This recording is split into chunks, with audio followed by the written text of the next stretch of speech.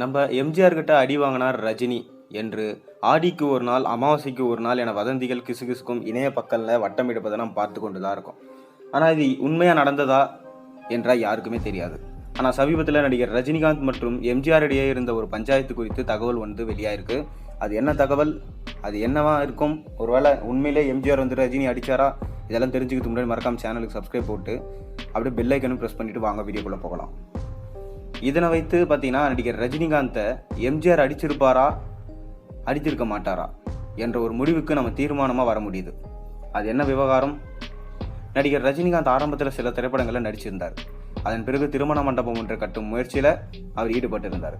ஆனால் அப்போது அரசியல் மற்றும் சினிமா பிரபலமாக இருந்த ஒருவர் நடிகர் ரஜினிகாந்துக்கு கடுமையாக அழுத்தங்களை கொடுத்திருக்காரு.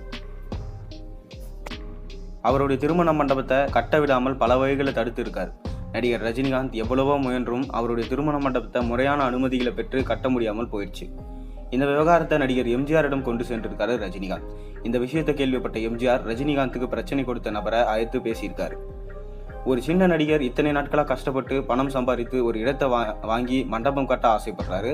அதனை ஏன் தடுக்கிறீங்க, என்ன பிரச்சனை உங்களுக்கு என கேட்டது மட்டும் இல்லாமல் ரஜினிகாந்திடம் அவருக்கு பிரச்சனை செய்தவர்களை மன்னிக்கவும் வச்சிருக்காரு நம்ம எம்ஜிஆர். இப்படி இருக்கும்போது நடிகர் எம்ஜிஆரை ரஜினிகாந்தை அடிச்சாரா என்று வரும் செய்திகள் எல்லாமே எப்படி உண்மையா இருக்கும்? ரஜினிகாந்தை எம்ஜிஆர் அடிச்சிருந்தா எப்படி அவரிடமே பஞ்சாயத்து கேட்டு போவார் ரஜினிகாந்த் இப்படின்னு சொல்லிட்டு பார்த்தீங்கன்னா எல்லாரும் கேள்வி எழுப்ப ஆரம்பிச்சிட்டாங்க. இது குறித்து ரஜினிகாந்த் வாயை திறந்தால் மட்டும்தான் தெரியும். ஒரு முறை இயக்குனர் பாலச்சந்தர் விழா மேடை ஒன்றில் நடிகர் ரஜினிகாந்திடம் ஒரு கேள்வி எழுப்புனாங்க.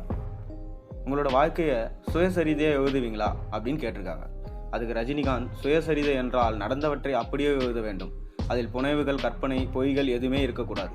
என்னுடைய வாழ்க்கையில் நடந்த விஷயங்கள் பொய் கலக்காமல் சொல்வதற்கு தனி தைரியம் வேண்டும். அதை தைரியம் எனக்கு வரும்போது கண்டிப்பாக நான் என்னுடைய சுயசரிதையை எழுதுவேன் என பதிலளிச்சிருக்காரு ரஜினிகாந்த். கண்டிப்பாக அந்த சுயசரிதை எழுதினார்னா அதை படமாக வெளியிடுவாங்க. அந்த படத்தில் கண்டிப்பாக நம்ம தனுஷ் தான் ஹீரோவாக நடிப்பாருன்றது இப்போவே நம்ம கண்மூடித்தனமாக சொல்லிடலாம். ஏன்னா பார்த்தீங்கன்னா அந்தளவுக்கு சூப்பர் ஸ்டாரோட ஃபேன் தனுஷ்.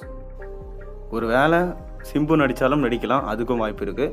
எதுன்னு சொல்லிட்டு அப்போ தெரிய வரும், அப்போ பார்ப்போம். ஆனால் ரஜினிகாந்தை நம்ம எம்ஜிஆர் அடிச்சிருந்தது நிச்சயமாக அது ஒரு வதந்தி மட்டும்தான், உண்மை கிடையாது. நீங்கள் மறக்காமல் சேனலுக்கு சப்ஸ்கிரைப் பண்ணுங்கள், லைக் பண்ணுங்கள், பெல் ஐக்கனை ப்ரெஸ் பண்ணுங்கள். அப்போ தானே போகிற வீடியோஸ் நோட்டிஃபிகேஷன் உங்களுக்கு வந்து சேரும்.